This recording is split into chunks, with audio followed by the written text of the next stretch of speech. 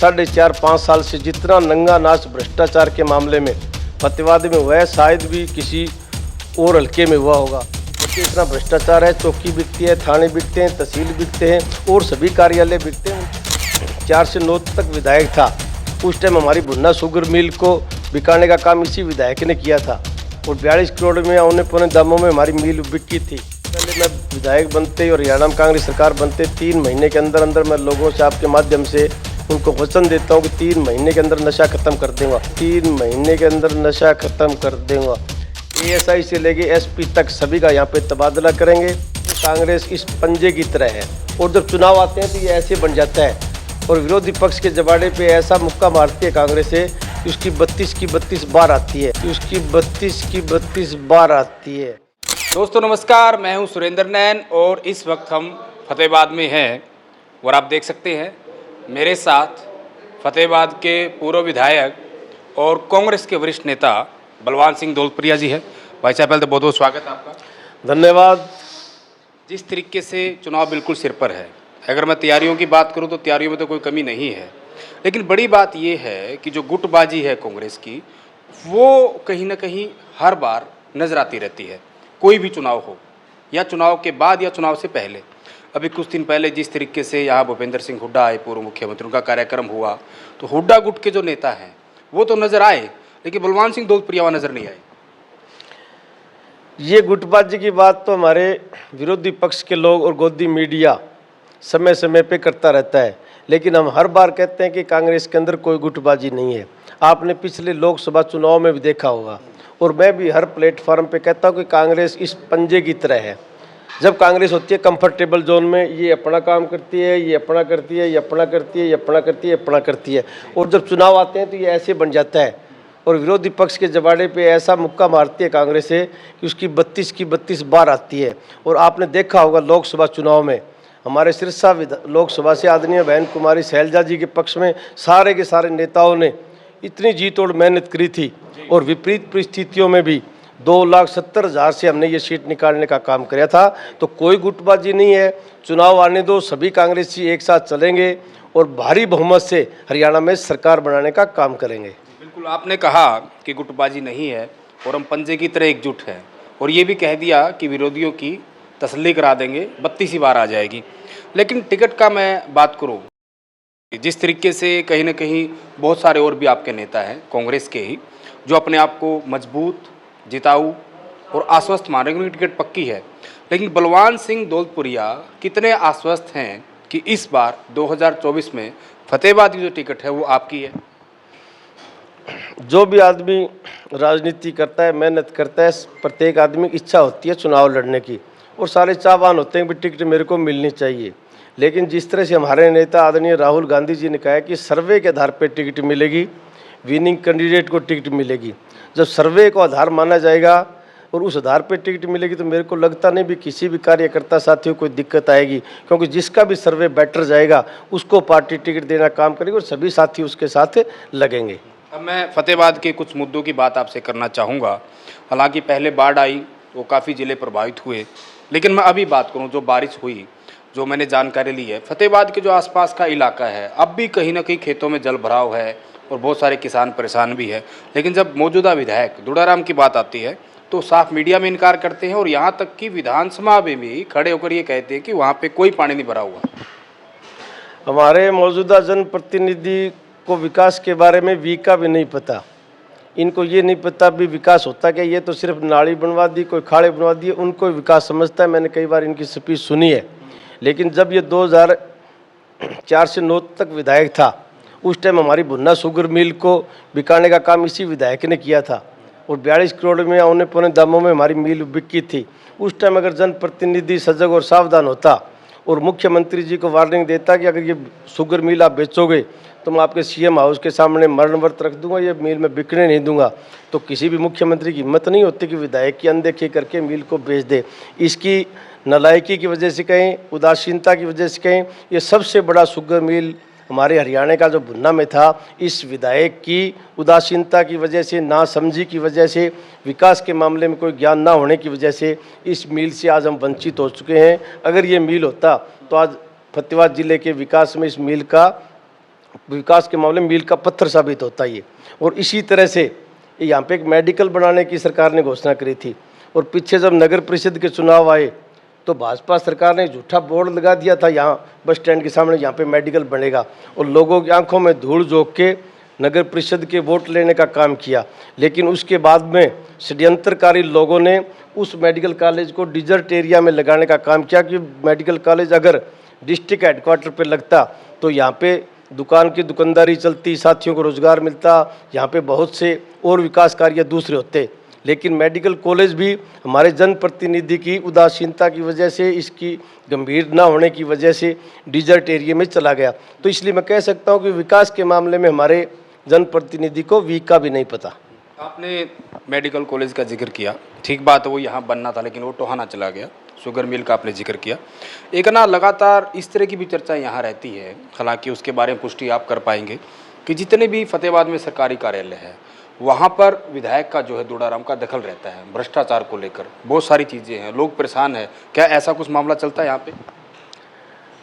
ये तो आम जनमानस के साथ साथ सभी विपक्षी दल, सभी लोग जानते कि पिछले 4.5-5 साल से जितना नंगा नाच भ्रष्टाचार के मामले में फतेहाबाद में हुआ है, शायद भी किसी और हल्के में हुआ होगा। यहाँ पे तो प्रत्येक अधिकारी कलरक से लेके डीसी तक भी जेबें काटी जाती है, प्रत्येक अधिकारी को मंथली देनी पड़ती है। इतना भ्रष्टाचार है, चौकी बिकती है, थाने बिकते हैं, तहसील बिकते हैं और सभी कार्यालय बिकते हैं, उनको मंथली देनी पड़ती है। ये तो नंगा नाच है।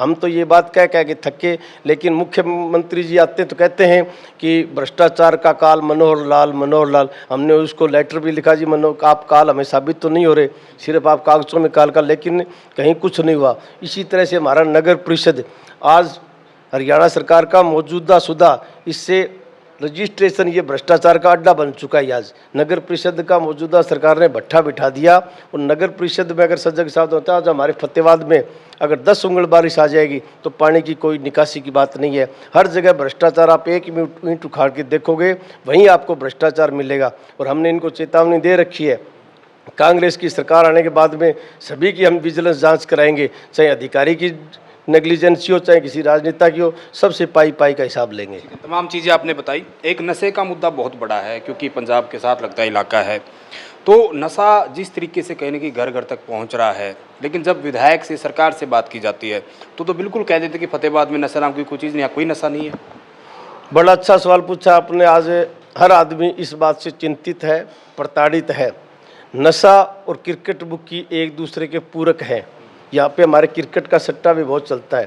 पहले युवा बच्चे क्रिकेट के अंदर लुटते पिटते हैं और उसके बाद वो नशे की तरफ अग्रसर होते हैं, और उसके अंदर पूरी तरह पुलिस इन्वॉल्व होती है। अगर पुलिस सावधान हो और मौजूदा सरकार की इसके प्रति ईमानदार हो, भी नशाखोरी नहीं बिकने देंगे तो किसी की हिम्मत नहीं होती नशाखोरी बिके, क्योंकि पुलिस से सभी नशाखोरियों से मंथली लेती है। इसलिए विपक्ष भी हर बार ये मुद्दे उठाते हैं, आम जनमानस भी, सामाजिक संस्थाओं ने भी ये मुद्दे बहुत बार उठाए हैं, लेकिन वही 15-20 दिन थोड़ा सुधार होता है, उसके बाद में वही ढाक के 3 पात।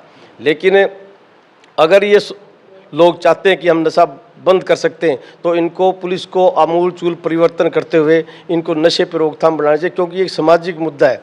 अगर हमारे युवा ही कहीं इस पथ भ्रष्ट हो गए तो आने वाला भविष्य ही हमारा खराब हो जाएगा। अच्छा, एक बलवान जी, क्योंकि मैं फतेहाबाद के आसपास के इलाके की बात करूं, हिरण बहुत सारे हैं यहाँ पर, और हिरण के साथ साथ बिश्नोई समाज के बहुत सारे लोग हैं। तो कहीं ना कहीं जिस तरीके से अभी कुछ दिन पहले भादरा में काफ़ी सारे हिरण मारे गए और बिश्नोई समाज भी काफ़ी आहट है, तो हालांकि वो भादरा का मामला है राजस्थान का, लेकिन जिस तरीके से बिश्नोई समाज के लोग जो कहीं के नाराज हैं, आक्रोशित हैं, क्या कहेंगे आप सरकार से? हमारा फतेहाबाद जिला के साथ साथ और भी हरियाणा के लोग वन्य प्राणी के मामले में हमेशा दया भाव रखते हैं। हमारे बलोपड़ के अंदर यहाँ पे काफ़ी भूमि है वन्य प्राणियों के लिए। राजस्थान भादरा हमारा साथ लगता भूमि है। हमारे लोग भी गए थे वहाँ पे, उन्होंने धरना रद्द किया था, लोगों ने विरोध भी किया था। लेकिन मुझे लगता है कि राजस्थान में भाजपा सरकार की मिलीभगत से वो लोग अभी तक गिरफ्तार नहीं हो चुके हैं। भाजपा सरकार कहती कुछ है, करती कुछ है। जिस तरह से हम इलेक्ट्रोल बॉन्ड के अंदर देखे थे, बीफ बेचने वालों ने इनको सबसे ज़्यादा पैसे दिए थे। इसी तरह इनकी कथनी और करने में बड़ा भारी अंतर है।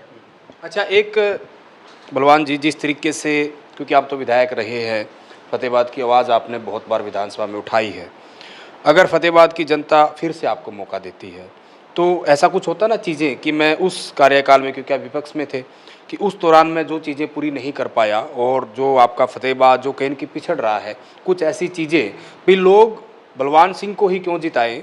भई ऐसा कुछ ड्रीम प्रोजेक्ट आपका आपने सोच रखा हो कि फतेहाबाद के लिए मेरी ये टीस थी जिनको मैं करवाऊँगा।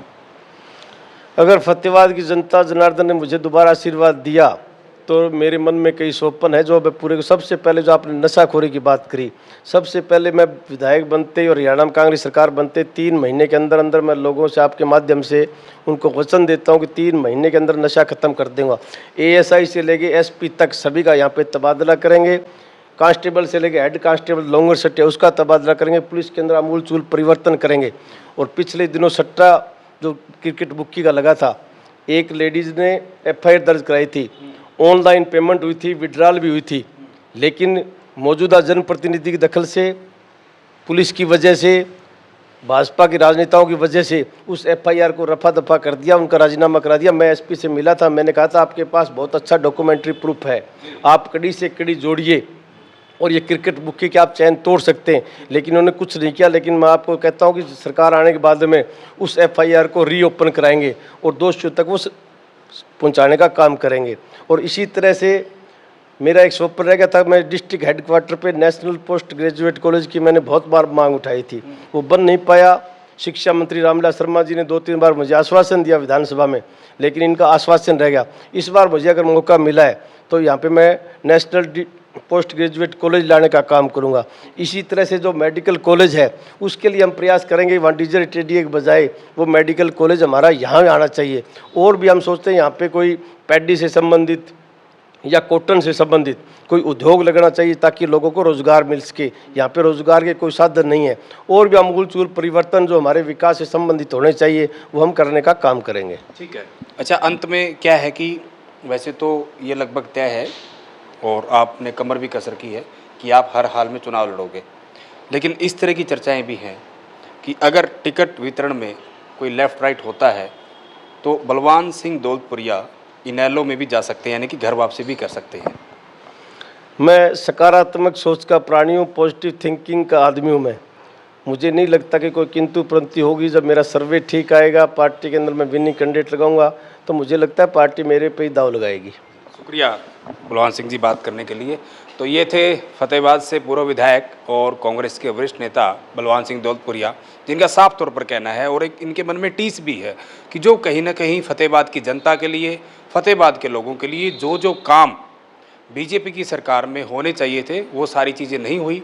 उसके उल्ट जिस तरीके से हम अपराध की बात करें, नशे की बात करें, भ्रष्टाचार की बात करें, वो कहीं न कहीं लगातार बढ़ता जा रहा है, लगातार वो चरम सीमा पर है।